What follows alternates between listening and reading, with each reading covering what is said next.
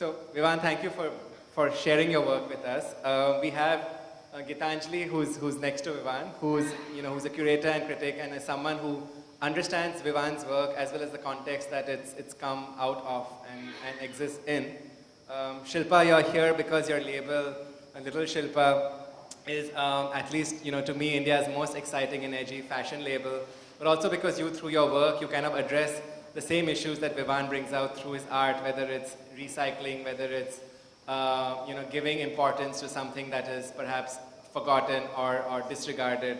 And I'm very glad you're here to actually have a conversation with us, through your work as well. And finally, Anirban, you're here as, to me, you're India's finest fashion researcher, fashion and lifestyle researcher, and you're here in that role. You're also here because I love your tattoos. At some point, take a look at his tattoos. Maybe you can show us your lucky tattoo to start with. I'm also part of this. Yeah. And what Anirban has done through his work over the past few years is he's actually been able to contextualize a lot of what we'll be discussing, say, at the intersection of art and fashion, but through hardcore research on consumption trends. So how is real India, whether urban or rural, actually engaging with notions of beauty or notions of fashion or notions of art is something that Anirban has studied over the past few years. So I'm very glad that you're here to share light, to shed light on that and share it with us. The way we're going to do it is we're going to have very short, provocative opening comments by each of our panelists, and then a little discussion which I will try and moderate. Again, as I said, I want it to be fun for us more than anything else. Hopefully we'll share ideas that will be of relevance to all of us. So let's have fun. So Vivan, can I please invite you first of all to tell us about your work? Parmesh for organizing this, and of course Shireen, always supportive of me and my work for decades. I was sort of told that it has to be very fast-flowing and easy, and I started writing a text and it seemed a bit heavy and not quite appropriate. So I don't know how I'm going to be able to present a few things, and then, as I say, if they are provocative, we'll see about that. But I was hoping to release a wonderful catalog today, but I just got the message from Hyderabad that it will be here possibly on Monday. And I mention this because the art critic Deepak Anand has written a remarkable text. He's a person who lives and teaches in Paris. And I mention this because it sort of maps 150 years of connection between art and fashion.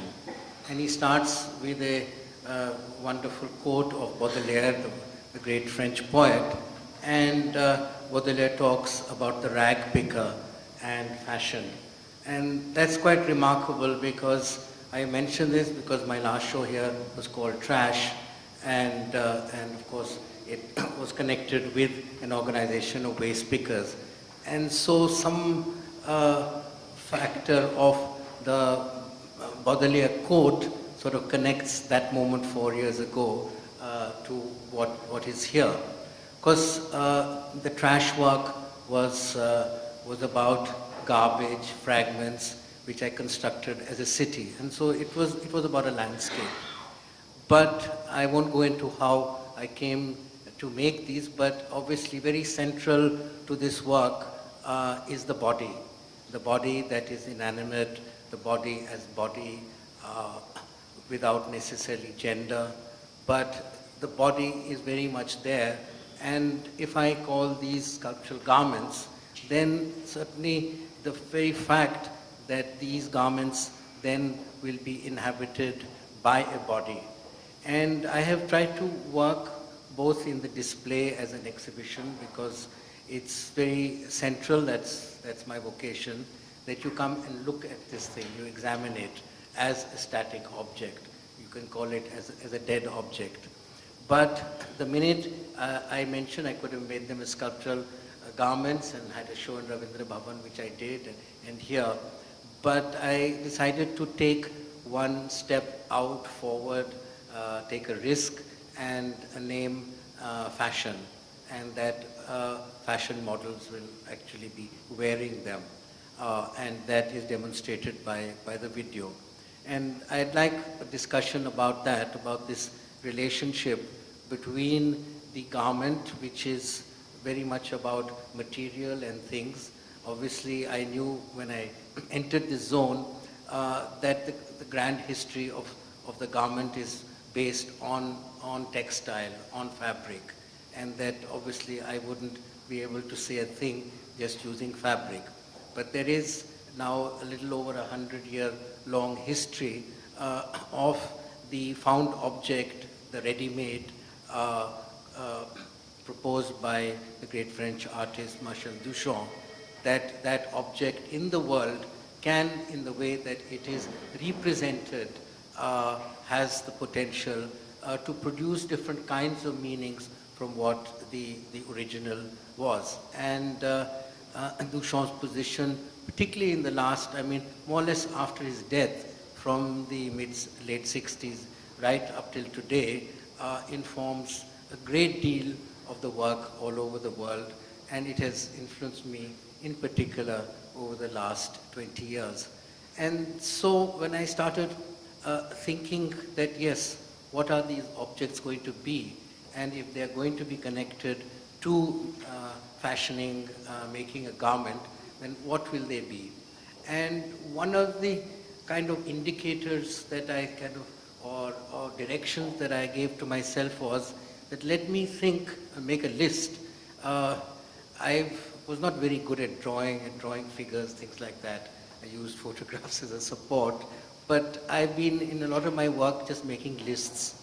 So I started making lists. I was recovering from an operation, and the lists really were about things that are already connected to the body, are used by the man or the woman in some way.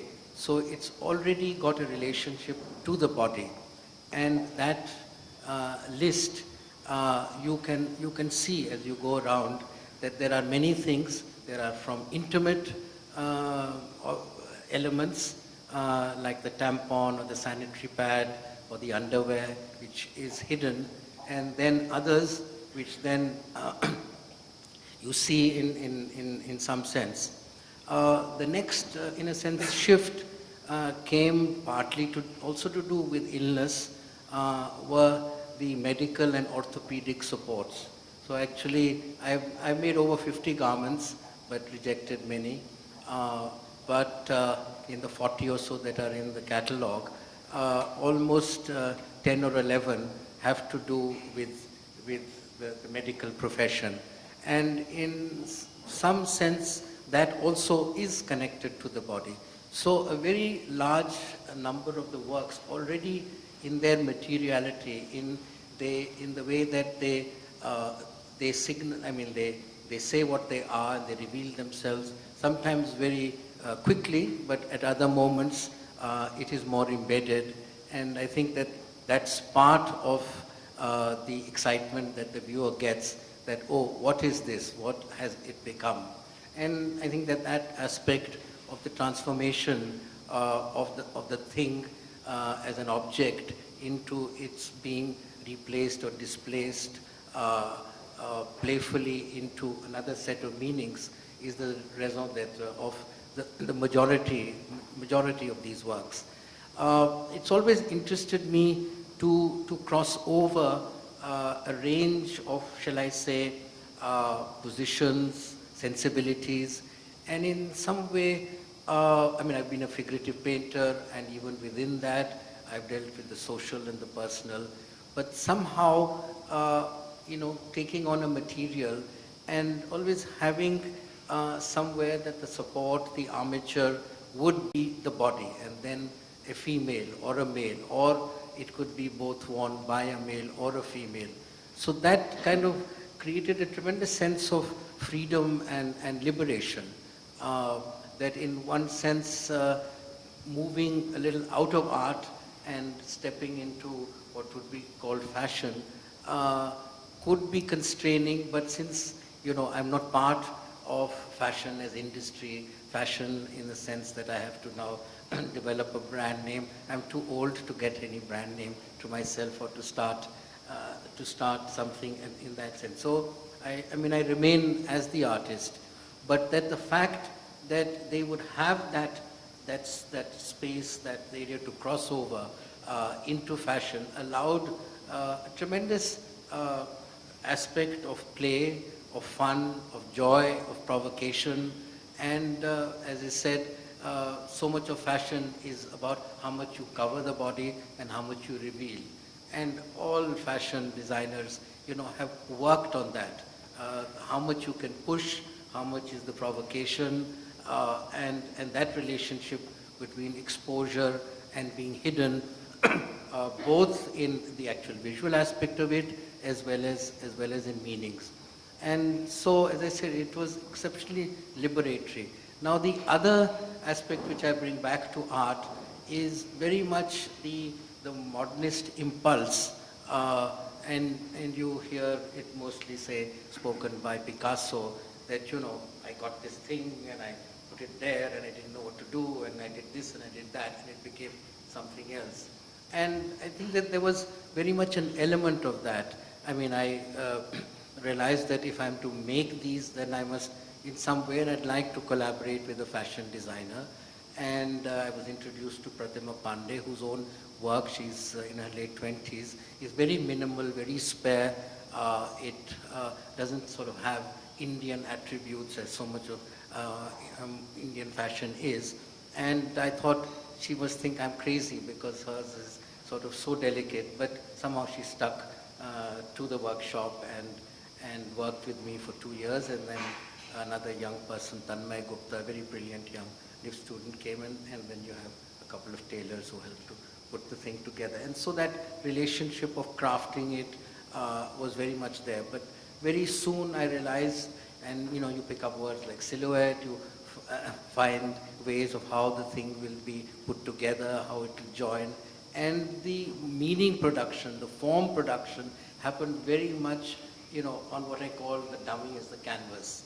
And I'd stick a pin here, I put that there, then discuss it with the team. So it was not sketched and then just handed over, now you produce it. So it was very much hands-on, working in the workshop and just letting something grow and let it happen and transform itself. And that was, as I said again, hugely pleasurable, hugely exciting.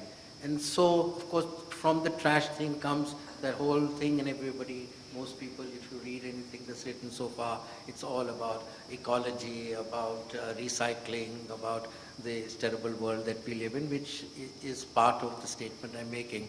But it allowed me to explore other aspects of my individuality, of subjectivity, of sexuality and eroticism. And I think the basis of a lot of fashion, however discreet or classical it is, even there you can see embedded into it what would be the erotic. And some are very openly, explicitly erotic, and some could say, and you're free to say it, that even sexist in some sort of way. But I think that in the overall configuration, the fact that I move across such a large spectrum of materials allows a kind of relationship and a dialogue to move from one to the other, and so that the total experience of the work is constantly shifting and displacing the viewer's perception of what this whole body of work is.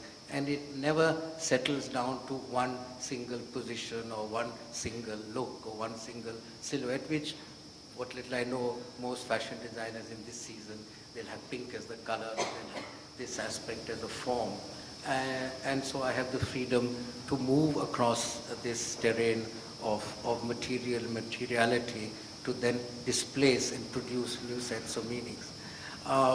Just finally, I mean, this relationship which I started with of the garment as a dead object, the garment displayed on a mannequin which is also a dead person, and then the garment worn by a model which a lot of its, what shall I say, definitions are that the model has to be, a good model is in quotes as neutral or as dead as possible, so that the garment then gets foregrounded.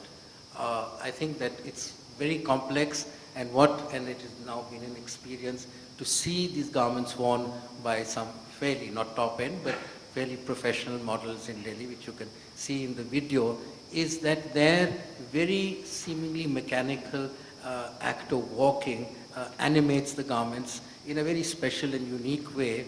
And it always interested me to bring in both professional actors and dancers also in the same walk. There are 30 of them in the video, to move across, and then some artists.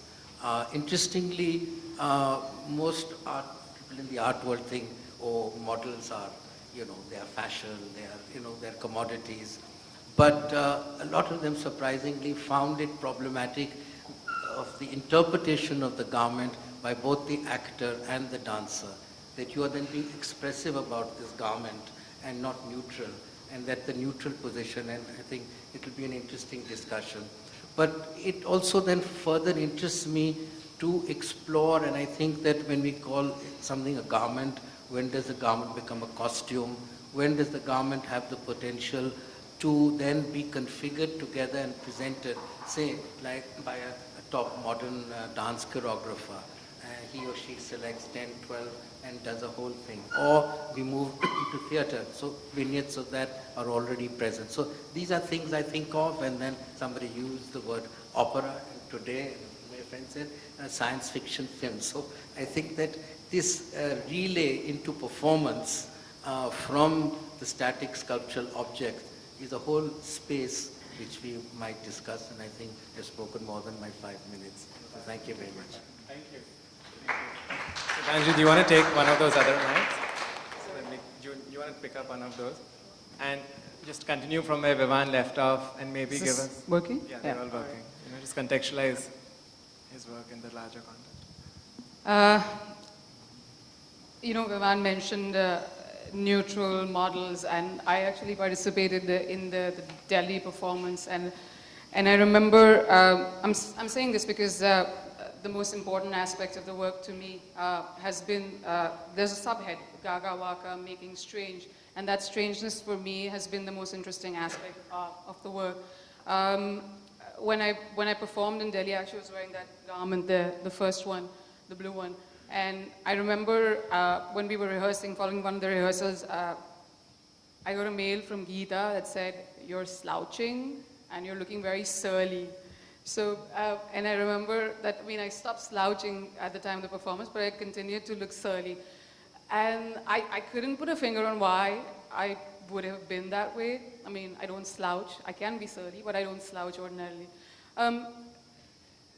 And when it came to the Bombay performance, I don't know, I just thought that I wouldn't be able to do it again. And I've been thinking about it, and I've realized that the strangeness bit of it then comes into play. Because I found that the garments actually made me, in a sense, uncomfortable. And I want to sort of talk about that strangeness that comes about in fashion. I'm just going to be really boring here and read a bit. A little anecdote, actually. This happened recently. A couple of months ago, I was out shopping for shoes. And I was on my own, and I was looking at, a couple of pairs. I'd narrowed down to a couple of pairs. And I was on my own, so I thought that I would, sort of ask the opinion of the store manager. He walked in and he looked at the two shoes and he said, after some thought, he said, that one is more comfortable, the more comfortable of the two. And I looked at him, I said, since when has fashion been about comfort? So obviously I chose the uncomfortable shoes. The point, fashion has a propensity the garment has a propensity to blister, to bleed, to bruise. Almost every shoe I wear sort of ends up bruising me in some way or the other. This sort of immediate physical, this reaction I find interesting in a way, and that kind of it percolates. There is a certain strangeness that eventually comes about in your relationship with that garment.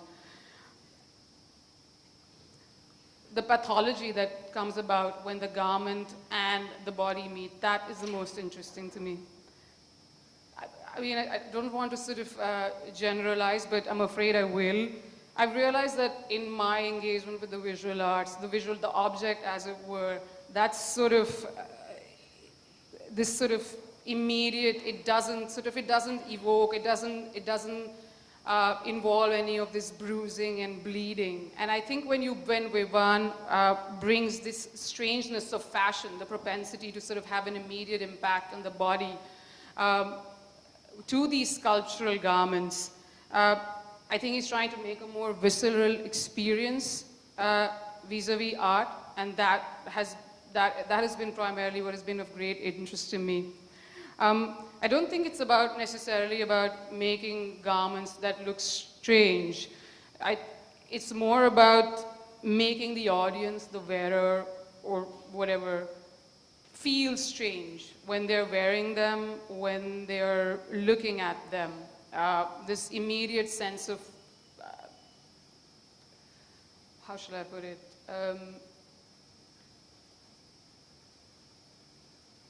This awkwardness when you look at them or when you wear them. At least that was my immediate experience.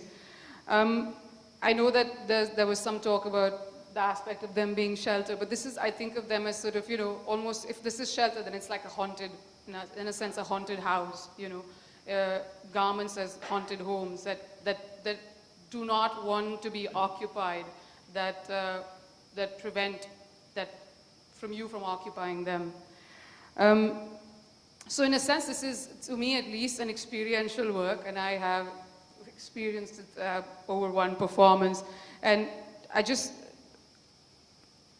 I wanted to sort of, perhaps as a suggestion, I thought it might be interesting if at some point of time, people were actually invited to wear these garments, to experience them.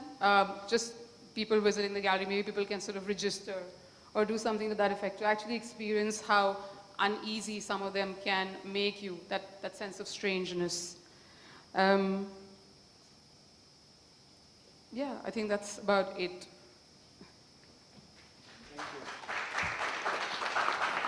One of the reasons why we call this fashion cycle was because it's about both. It's about thinking of fashion as this, as this factory where every season you have to do something new all the time. And it's a cycle of spring, the spring-summer collections followed by autumn-winter, and goes on, and there's this pressure to be new all the time. But also to, in a sense, to address, recycling, which is what you touched upon earlier, which is what you do in your own work, and which is also what Shilpa does in her own work. So maybe, Shilpa, you can share your work with us. Now we have 2 slideshows. Show us images of your work, share your work, and talk about both this pressure between, trying to be new every season, and also what you do with being old. Because a lot of what you use in your work is actually found and old stuff. Yeah. Do you want to talk about them as well while you... So this piece, I'm just going to take you through the kind of work I do. This was the first body of my work. This was a project called Mumba Devi, and this was the first piece I did, which is, the reason why this piece is called Mumba Devi is because it's inspired from the city of Mumbai, and it's the fisherman's goddess who's orange. And because I primarily do headpieces, that's the reason why most of the pieces will be headpieces. So that's Rangoli stickers. So all of this, all the pieces that you see now were kind of inspired from what you see and buy only off the streets of Mumbai. There was paper cones.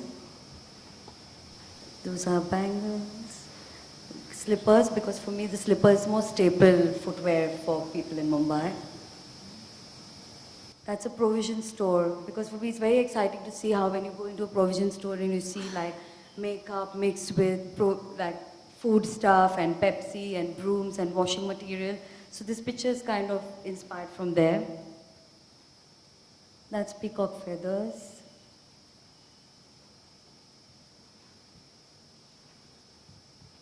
These are toys. And I'd like to show you this video. It's a very interesting video shot in Salem. It's a town in Tamil Nadu where we met these young boys who had just come back from an interview. And we wanted to ask them that, what did you wear to your interview? You went for a job interview, and this is just a glimpse of that conversation. So this is the normal dress that you wear, or it's only today that you wear this? Jeans and shirt is common? For me, this is only... So it's okay if you go like this in an interview? It's not... No, this is a normal company, it's okay. It's a local company, so you are like this. For local company like this? He actually goes on to talk about local formal and MNC formal. And then you realize that how people are free to interpret the rules in a way that they see fit. So they say that when I go to a local company for a job, this is local formal, this works fine, a jeans and a shirt works fine, this won't work if I go for an MNC job. So it's interesting because the ability to think in such a nuanced manner is not something that we often credit them with, and we think that, typically they are sort of taking established structure, given structures, given formulas, and kind of, that is what is playing out. The other thing that you discover is the meaning of the untucked shirt. I mean, for me, again, at one level, it's a very ubiquitous thing. You see it everywhere. But suddenly you start connecting dots, and you start seeing a pattern, saying that why is it that every third or fourth guy who thinks that he's independent, who's not employed, he runs his own shop, he has his own business, why does he feel, or some kind of a local political neta who feels that he's, a powerful guy, why does he feel the need to, leave his shirt out and maybe leave a few buttons open? What is really going on here? And that's when you realize that there is this sense that, I am not subservient to anybody, I'm not serving any master, I live and work and I survive on my own terms. Somehow, a simple act of leaving a shirt out sort of compresses all that this guy wants to say. I love this picture because, this is a picture outside a courthouse in Aurangabad, and you see a lot of different kinds of people. You see a lot of people in suits and shirts, and lawyers and the judges and the clerical staff of the court. And you also see a lot of the peripheral men who are part of that system but not really recognized as that they're, in the sense that they're part of the system. So while they will wear shirts and trousers, but what they will wear was almost a conscious effort to say that I will have to wear this to live in your world, but I will not wear it the way you do.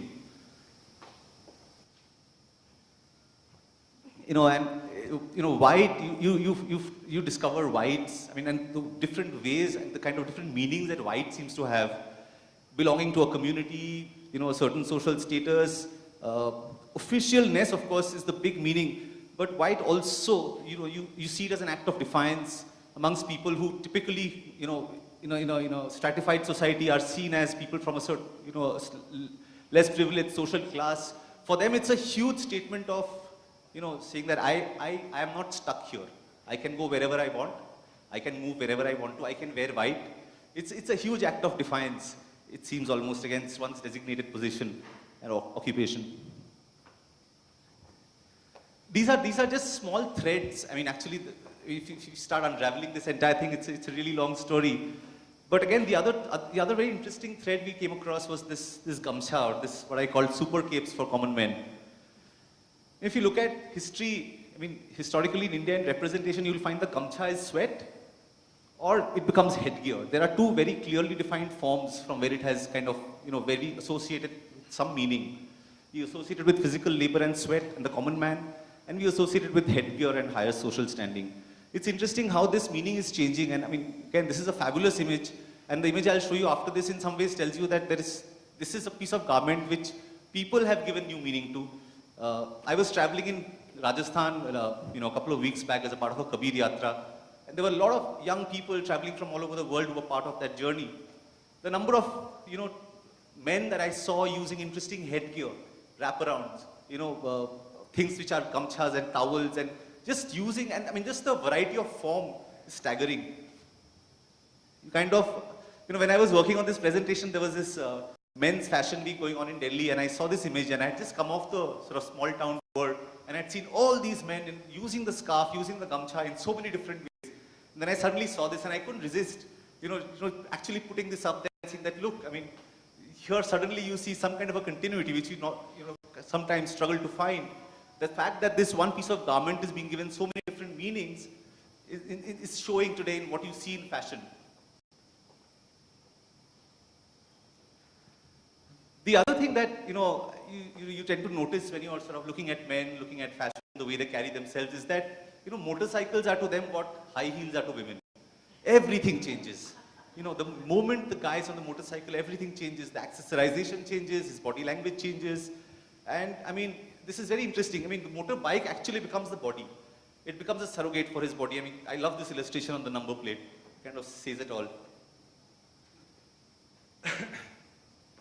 The other thing you quickly realize is that the word designer, the term designer, is an euphemism for the need for a more expressive language. You have a whole bunch of people and a lot of young people who are feeling a lot of things, a lot of new things for the first time, and they have no language and no vocabulary to express those feelings and those emotions.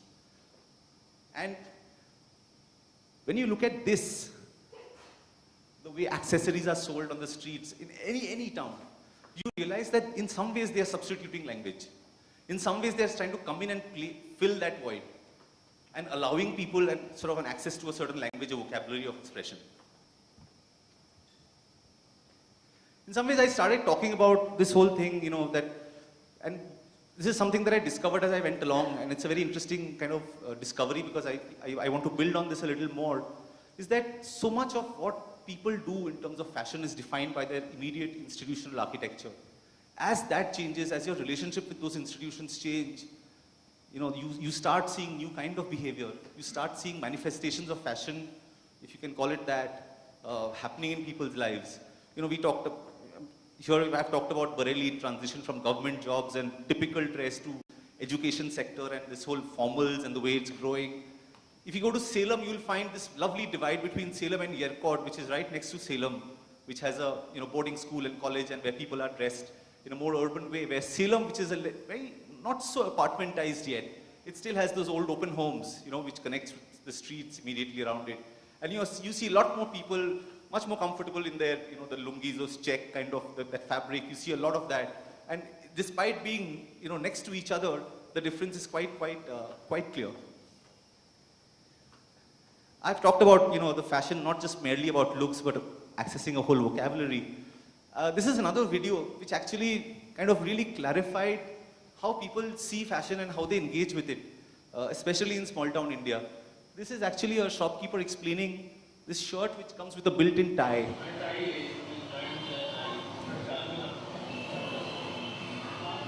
It's not a very clear kind of an audio, so I don't want to play it. But essentially, it's a shirt. It has a tie built into it. There's another shirt which has a jacket built into it, and then you realize that how is it being processed? It's almost as if I have to wear a tie. Okay, so here's a shirt with a tie. I want a tie. That's it. I mean, that's all there is to it. There is no adherence to a given structure in exactly the way it is meant to be done. You figure out some way of making it happen. If it has to have a tie, you'll figure out a way of incorporating a tie. If it has to have a jacket, you figure out a way of incorporating a jacket. Doesn't mean that you'll necessarily go in and get a suit stitched and wear a shirt and wear a tie and go through all that, And in doing so, you realize that, through fashion, what at least I saw and I understood that there is no rebelling against some forces of conformity. You're actually playing with conformity. You're saying I'm conforming and you're playing your game. You're finding your way of saying that, but this is exactly what I need to wear, and this is exactly how I need to appear, in society. And you're just finding different ways of bending those rules as you go along. The other thing, and this is, I don't know what this is not fashion, not art, but some kind of an aesthetics, a sense, is that we're talking about making strange here. You see making strange in a very, very interesting ways that when a small tattoo parlor opens in an old Faridabad market, it doesn't follow the codes of a tattoo parlor. It reimagines the whole idea of tattoos, that whole world, what that experience is supposed to mean from that perspective, from old Faridabad's point of view. So tattoos are painful. They are, there's blood involved. So let's bring in Ramsey Brothers. So this is the aesthetic of a tattoo parlor. This is how it's done up. When you walk up the stairs, this is what you see. You see, blood and gore and dismembered limbs. In a sense, this is not actually, at one level it's funny, at another level it's extremely interesting because nothing is adopted the way it is. You take something and you say that, okay, what does this mean? And what you use your context, your reality to give it meaning. And you create meaning around that object, that idea, that space, that experience in your terms. You're not importing meaning. You're giving it meaning. And that's what I see repeatedly, whether it's fashion, whether it's home aesthetics, whether it is, you know, anything, food, across areas. In fact, small town India defies spillover logic. You know, objects, ideas get reinvented in many, many different ways. I call them anomalies from another dimension. It's almost as if there is this wormhole and time travel happening, and things are just kind of, you know, leaking into this world from somewhere. So you travel somewhere in the dry state of Gujarat and you find a Hard Rock cafe that has nothing to do with alcohol. It's a novelty shop. Or you find a nightclub called Blackjack, which is basically used for parties and weddings and, you know, functions and ceremonies. Or you find in some strange village market in MP, you'll find, you know, those, what do you call those crackers? Confetti crackers, which are, you know, which you associated with Indian Idol and, you know, television shows and, you know, things happening and confetti flying everywhere. And I asked, what are you doing with confetti crackers? He said, oh, we burst them during weddings.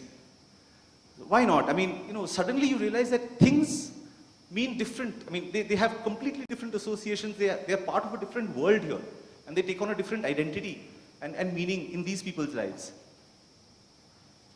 I like to use this line from an advertising campaign and to just kind of, you know, summarize what I feel about the things I see and experience when I travel. And I say it's nothing like anything. There are things, there are people, there are ideas. They're not seeking any particular specific destination. It's just very raw, in your face kind of energy. It's kind of shooting up in bursts, you know, like geysers. And people are just borrowing ideas, symbols, and then figuring a way of piecing it all together and giving it meaning which earlier didn't exist. In fact, I met this young guy who calls himself a designer. He's from Bharuch. I met him in his home. He says that it's very simple. चार चीज लेने का और मिला देने का, original बन जाएगा. I mean, in some ways, it's this whole borrowing discrete elements, and you talked about Baudelaire's rag picker. In some ways, that is exactly the the mindset or the thinking process that people have. They don't have established, defined sort of end states in front of them. They just have things that are filtering in from different places, and they say, what do we make of all these different things? And that's where they're inventing. Okay, I think, yeah, thank you. So Vivan, do you want to come back on stage, and Shilpa as well? So we want this to be participatory. So, you know, I'm going to kickstart some questions, but please at any given time, feel free to ask questions, argue, scream, yell. It's much more fun when cat fights happen. So please, I mean, let's have fun. Especially if you disagree with something, and it's way more fun as well. But, you know, just listening to all of you just got me thinking about how, you know, we have a discourse about art, in India so much, whether it's catalogs or there's people writing about it or whatever. We don't have that about fashion, and I think it'll be so nice, which is I'm really waiting to read, your catalog, which is at the intersection, be so nice. On the other hand, we have what I find very compelling ethnographic research coming out of fashion and consumption, such as the kind you're doing, and we don't have that about how people relate to art.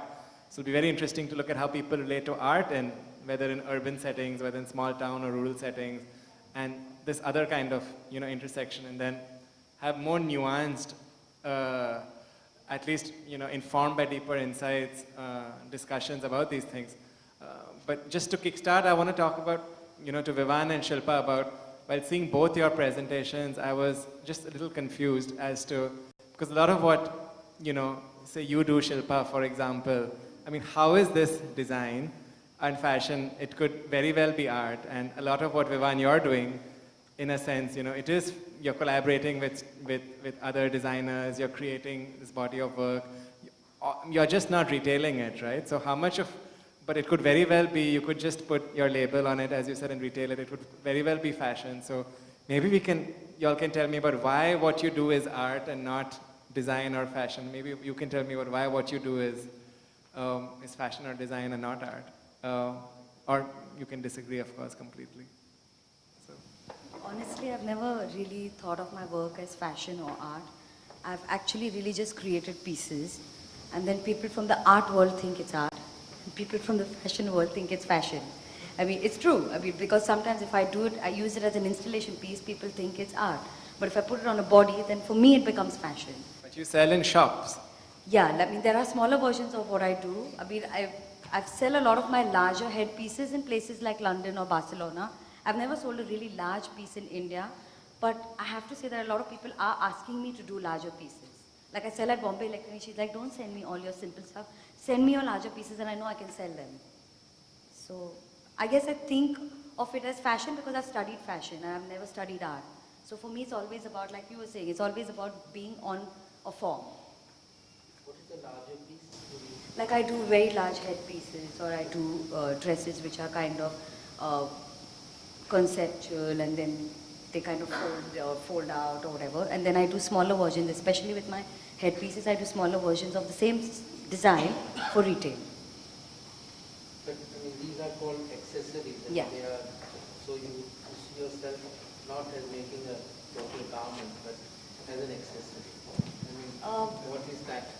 Not really, because even if I'm doing accessories, for me it's about telling the whole story. So even if I do a show, then the models will wear certain kind of clothes to be able to bring out the accessories. You know, like you said, like the model has to be kind of neutral. So I work with clothes, like I did a collection with flowers. So all my models were all in white. So the flowers kind of stood out. So you suggest what the rest of the garment will be, or a Yeah. person who No, I designs garments suggest. then proposes it? Yeah, no, I suggested. Yeah. The sort of play and freedom that you have in making your accessories, I mean, it's very visually stimulating. And I mean, in one sense, it could be like a collage, and if you didn't put it on a model, just made it as an object, then it could move into, you know, it becoming an art object. I mean, I don't know whether you thought of that. I mean, there are artists who make kind of quite fantastical sorts of things. There's an Indian artist who lives in New York called Reena Banerjee, and she uses a lot of fabulous material from pearls to feathers and makes, you know, like quite fantastical objects which have some connection with yours, but she calls them obviously, you know, sculptures all with that.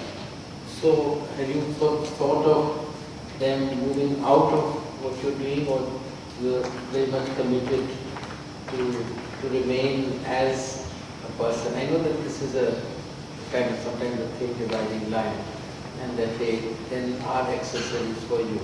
They couldn't function like that.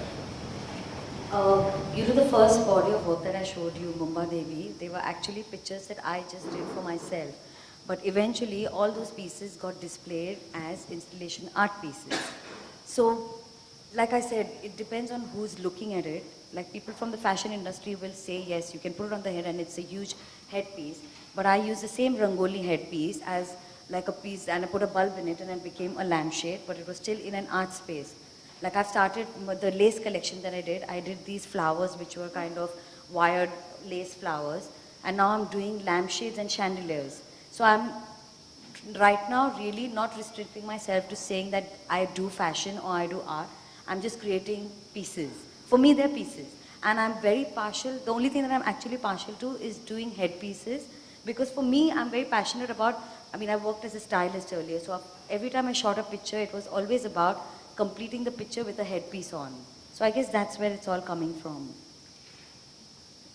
Do you recall, in fact, I mean, that you say that people coming in and someone from the art can take it to an exhibition? Because I've done that. I've seen some works by Shilpa, and I think you saw the show as well. It was in Delhi at Exhibit 320, and Shilpa was showing, and I seen some earlier works, and I spoke with her. And so yeah, I think in its earlier form, was it a sort of a fashion thing, or no? Did you made a new work for the show, the helmet? Yeah. Yeah, yeah. But I guess because I've studied fashion, Hmm. and for me I've worked as a stylist, I always look at my pieces as a picture first. Which is why for me the need to put it on someone. Yeah. But now I've kind of moved away from that. Like I said, I'm doing chandeliers, I'm doing light pieces with stuff that were head pieces or dresses earlier. So I don't want to really restrict myself and say that I work in fashion or in art. I just want people to decide what they want to call it. Does anyone in the audience have comments about this or wants to disagree? I think, is that, yeah, go ahead. I think Shilpa started in fashion. Now when you wear it, it is a fashion. When you put and look at it, it is art. But that's one way. Well, you wear a lot of Vivan's creations as well, but they're still art, no? Even though you wear it. Yeah, this question obviously over the last 2 years that I've been working has constantly, come up. Obviously comes up that where does this garment, and I call it sculptural, and where does it move to having some attributes or connections to fashion. And it's something that I wish in some way to open out spaces where I wouldn't say, no, I'll only make art objects, or I will try to connect and imitate fashion.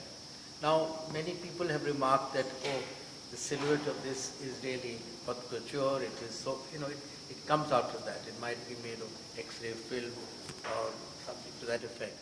And there have been people who have preferred from the art side that when it crosses over too much to look like that, then it is going across into other territory, and that they find that the work is more exciting, more imaginative, and that it remains as a sculptural object. Now, for me, it's still an open question, and I think that what interested me is to put to the viewer the question that what is it while they're looking at, whether to decode,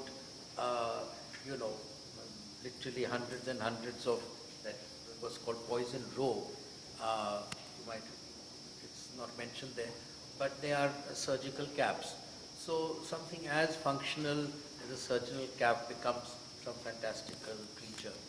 And there is obviously the artistic impulse is to transform that material into some other completely different or imaginative zone. Yeah. But I don't want to go on pushing it into that area and seeing what happens. So I am trying to be, in a sense, into a stool, but I think that one informs the other, and it gives it a certain vitality and energy. And really, the question to the viewer, what is it? And I think it's these questions that finally are equally important apart from what you actually see or enjoy. But would you be open to say like a Richard Prince or a Murakami, the way they combine with an LV to create objects that are then sold in retail stores very much as, whether it's bags or whether it's objects that can be consumed and sold with your own imprint on it? Would you take it to that level? I think that at the moment I wouldn't, but it's something that I think one can take that risk, but it's not an impulse that I would have. But certainly I have already crossed over, and the very fact that I've worked with young fashion designers who help to construct these. And in a sense, finally, using the word construction, I think that a lot of the formal innovations, the formal presentation comes for me from a lot of, say, modernist art. The aspect of simplicity, of a kind of formal abstraction. That history of modernism, is present there. And so when the garment which Gitanjali wore, when I went to the medical store and I put it on, I didn't know much about fashion, but I knew somewhere that Yves Saint Laurent was influenced by Mondrian. And so I could see that there is a structure already in this manufactured garment, and I don't have to do anything. Yeah. I don't have to put a Mondrian form on it.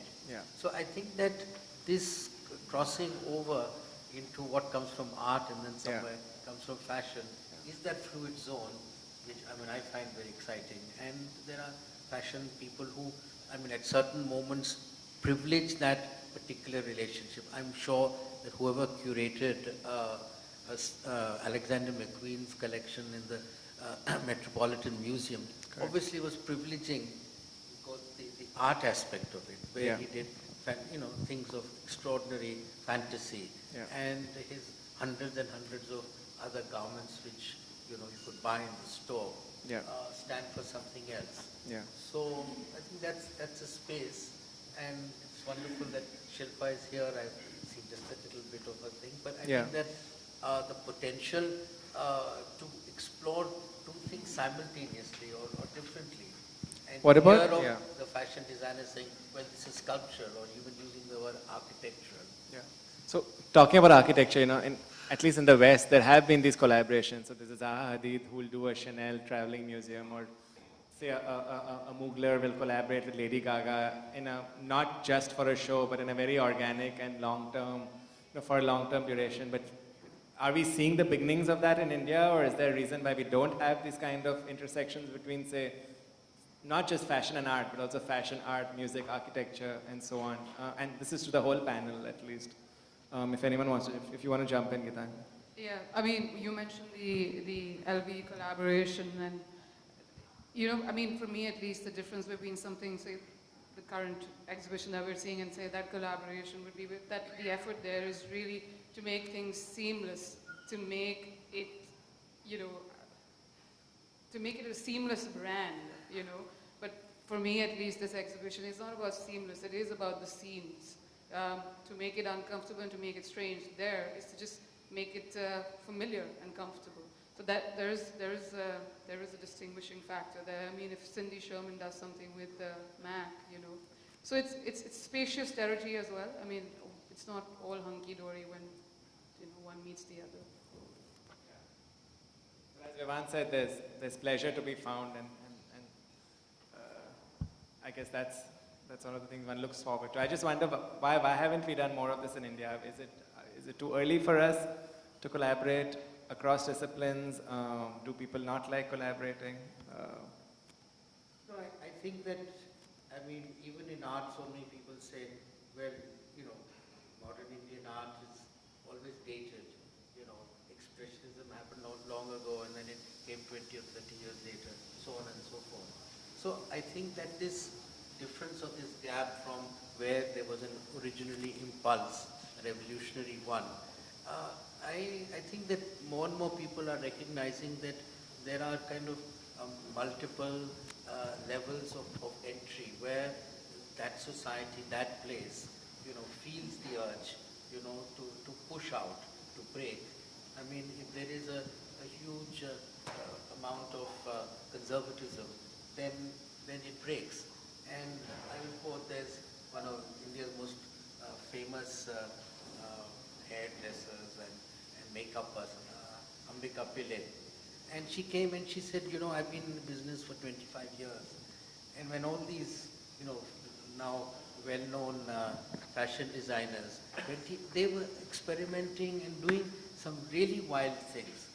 So now we have, in the art world, it's also there are huge pressure, that in fact the fashion week, coming on is pushing a certain kind of homogeneity. Whereas there wasn't that pressure. And she said, I'd like to see, what Manish Arora did when he was young, or Rajesh Pratap Singh, or a few names she took. And I think in the art world as well. But there would be young people, and I'm a great believer in institutional support to take those differences, those young people doing something, out of the box. Yeah. You have to give them space. Why didn't Sunil Seth he give, half a day of his fashion week to, young people to... So talking about this, and I'm just gonna, since Shilpa smiled, And talking about what your last show was about, and a lot of this show, I'm just going to ask Shilpa and then all the others. Well, also Vivan, you spoke about current fashion having a lot of homogeneity. So do you think a lot of what we see on the Indian fashion scene is trash? I mean, Shilpa, maybe you can start with that, because do we need, I mean, the art world is quite full of new ideas and energy and different inspiration, but I see very little of that in the fashion world. So, is basically a lot of what we see around us rubbish, and maybe is that why new ideas aren't coming out from fashion? I just feel that our whole fashion industry, because now fashion is not about Indian fashion, or fashion comes out of French fashion or British fashion. It's now become a global term. The reason we do fashion weeks is also because we're trying to do what everybody else around the world is trying to do with fashion. But I just feel if we are going to be as a country and with regards to fashion, I think we're still very nascent. We have a lot to learn. That's why it's a little shocking to see, I'm going to be honest here, to see these many fashion weeks that happen through one country. I understand that it's a huge country, and I do understand what you were saying about, maybe we could do 2 fashion weeks where there's 2 separate bodies, where you do an international fashion week, which is you curate designers that are going to be able to, where you're able to invite international buyers and press. So that becomes one kind of fashion week. And because India is such a large country, you do another fashion week, which is your domestic fashion week. But that, I think, needs to be a lot more curated, because I don't think anything is trash, because I've realized that everything has a market. So it's just about curating your fashion weeks, So value comes from the market. Of course it does. Very good. Anirban, based on what you've seen? Sorry? I'm just, you've done all this research, you've gone into people's homes, you've looked at their clothes. So I guess the larger question is, how much of this is actually about aesthetics and beauty, and these notions, as opposed to say, whether is it art or is it fashion? Is it the larger question of, is there a certain maybe Indian way of looking at something as saying this is local and relevant and this is beautiful in this context?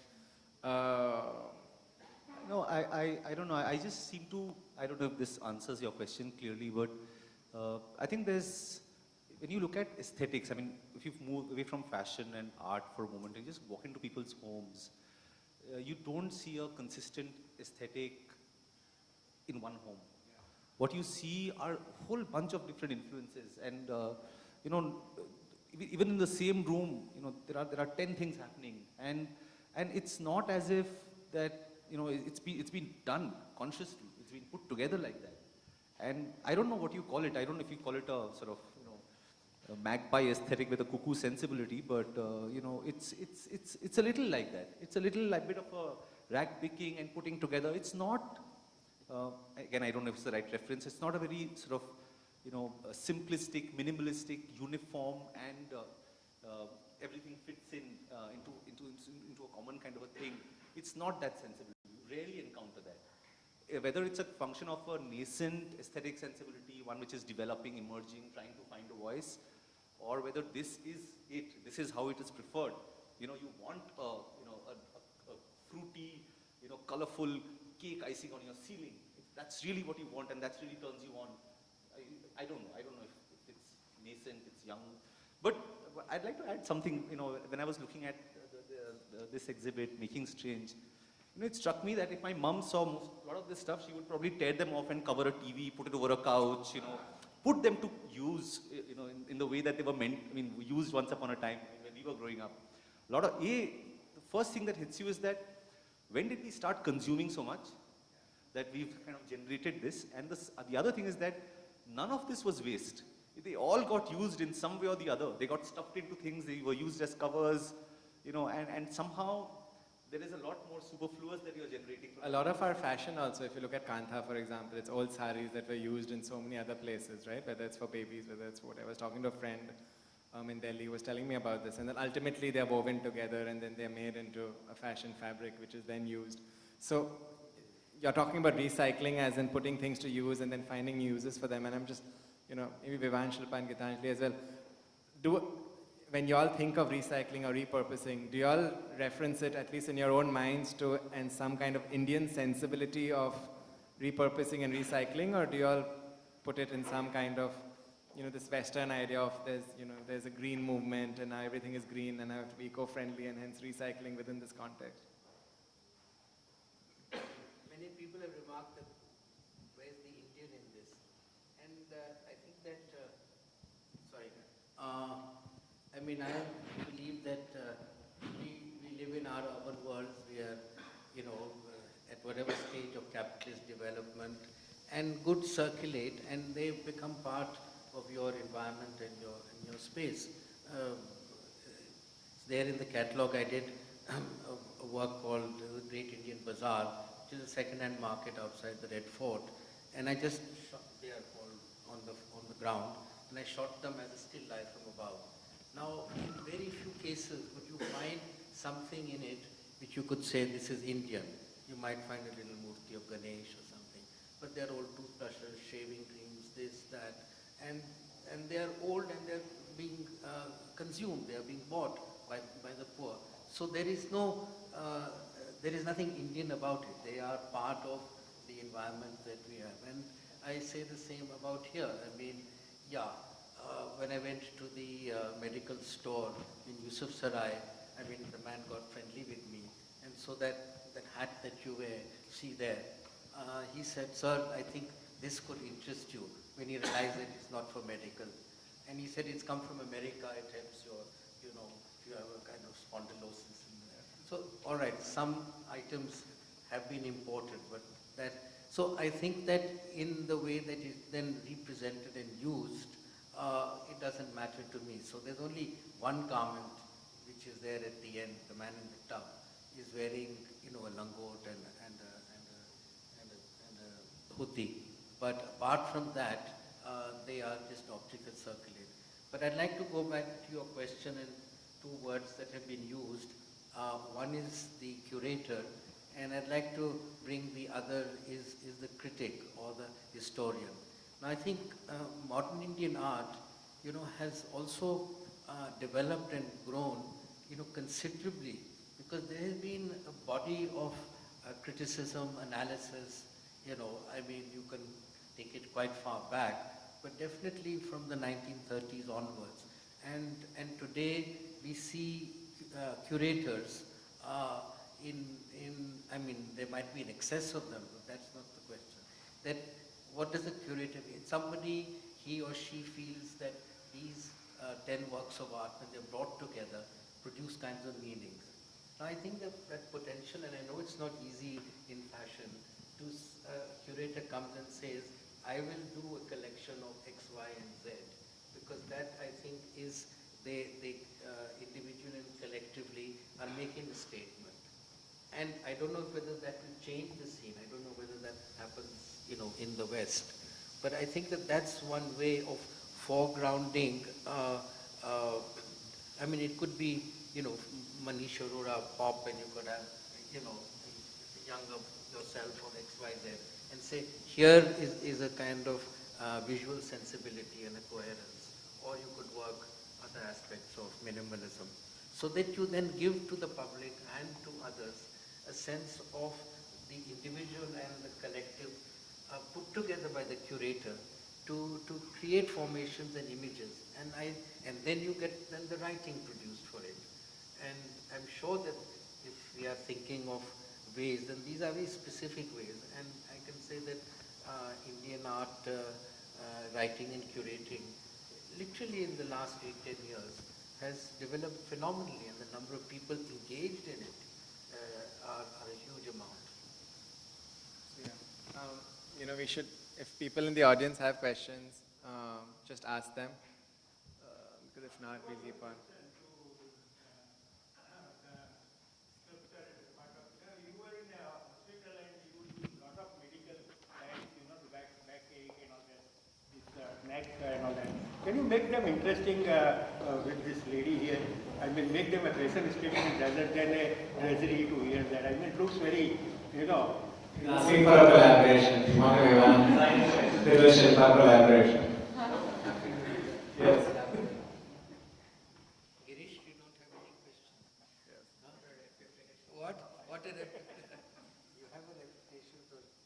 The, the, the, there's one behind and then. Yes. Yes. Something that I feel I'm not any great artist.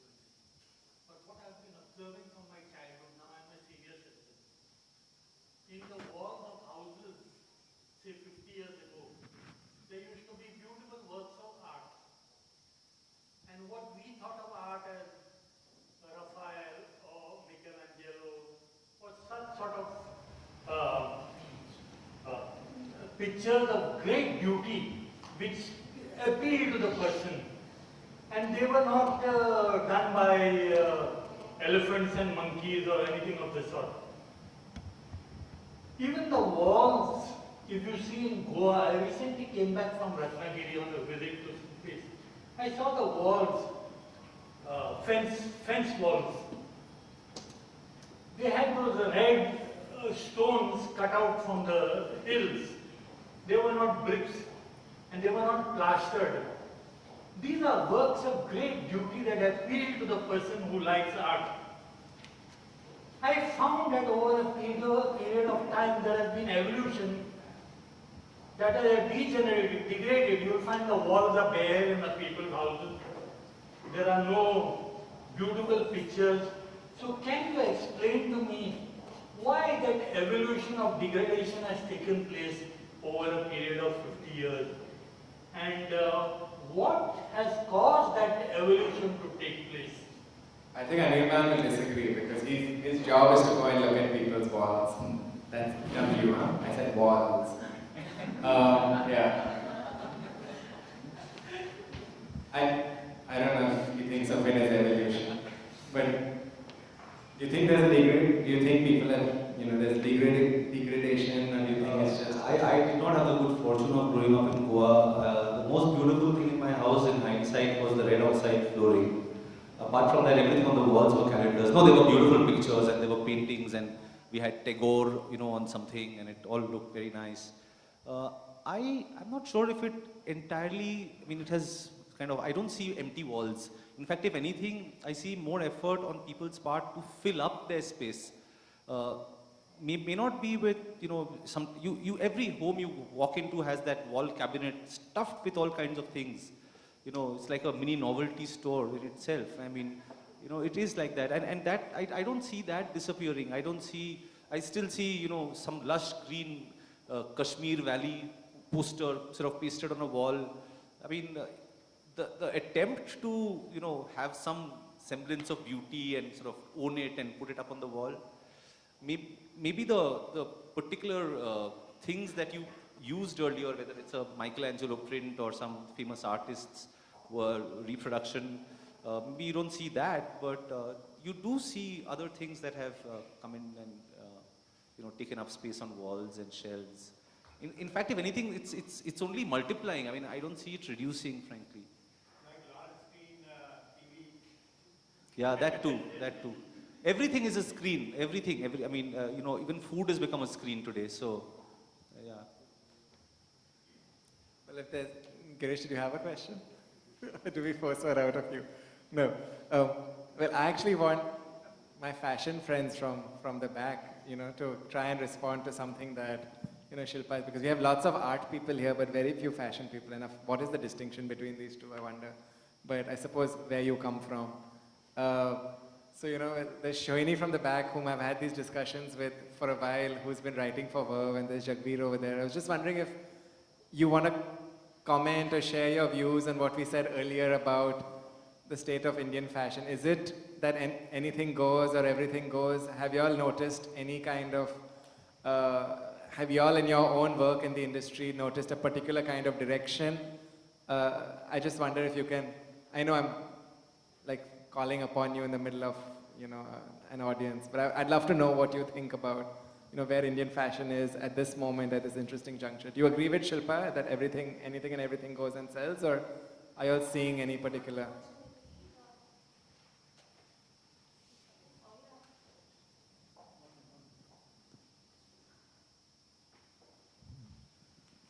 Unfortunately, the more random or more kind of stuff that you have in a garment, let's say you go to a high-end store and you may have a garment hanging which represents Mardi Gras, Holi, Christmas all together.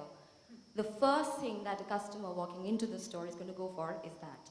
So, and I'm not trying to, demean that kind of aesthetic, but I'm saying the mishmash aesthetic sells, the minimalist aesthetic sells.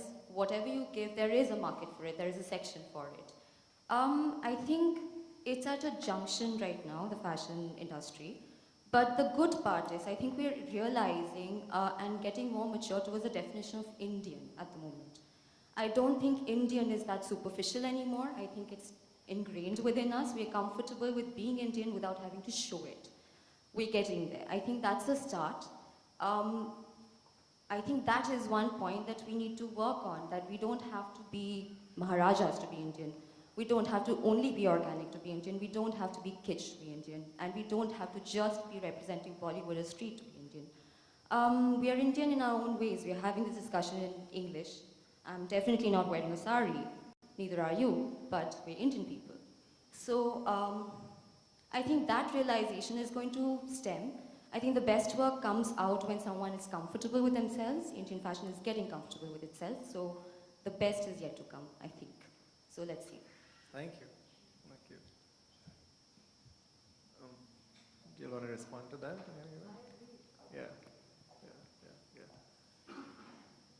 This is your chance if you have any deep, meaningful questions, or if you want to come and entertain us.